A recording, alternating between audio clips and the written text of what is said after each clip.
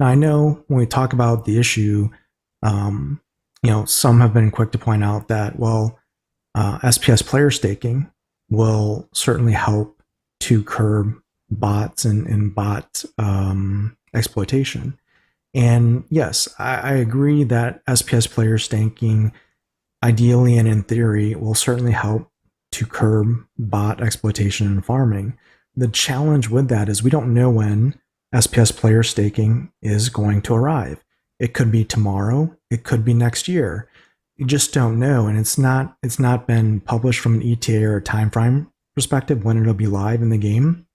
And let's remember, SPS player staking has been in the original SPS white paper that was released over a year and a half ago, and it's still not here. So the other thing to remember as well, with SPS player staking being the silver bullet that's going to solve all problems in Splinterlands, along with the introduction of land, is, well, SPS player staking has a technical platform dependency on the validator license nodes, and that's that is brand new. That is something that Splinterlands is literally creating from scratch for their game and their ecosystem and on running on Hive here, and that's not to be taken lightly. If you remember with Axie Infinity specifically, with the introduction of the Ronin blockchain for them, which was essentially a bridge for them and will serve a similar purpose as the validator license node does for Splinterlands, within a few months of that being released and live, it was hacked for millions of dollars. I don't recall exactly how many hundreds of millions of dollars it was hacked for, but it was a bad look for Axie. It was bad news. They had to shut it down. They lost a ton of money. They lost a ton of trust, and it was bad for the game. So Splinterlands for sure doesn't want to introduce the validator license nodes, which brings on SPS player staking, and then all of a sudden we have minting of false DEC or SPS, and it causes even bigger problems for the game.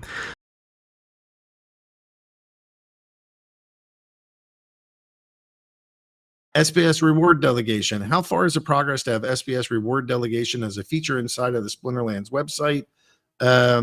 Reward delegation, I think, has got to be part of the validator system, and hopefully the I think we're entering the final stages of the private net testing. So hopefully by the end of March, that thing is like fully live, fully operational in private testing, and then by Q2 we start moving that to like open repository and other pieces, and that's where things like SPS reward delegation, or I think you really mean beneficiaries, where we have like staking and things like that start coming along in Q2. But we'll see. Nobody's ever like really built this the way that we're doing, so it's all R&D and it's slow moving, and the consequences are giant because it's all financial. So it's not like, oh, this gameplay gets shut down. It's like, oh, if we make a mistake, suddenly like SPS is getting spit out everywhere, or it's getting moved wrongly. So it's like highly R&D, highly experimental work, and the stakes are massive.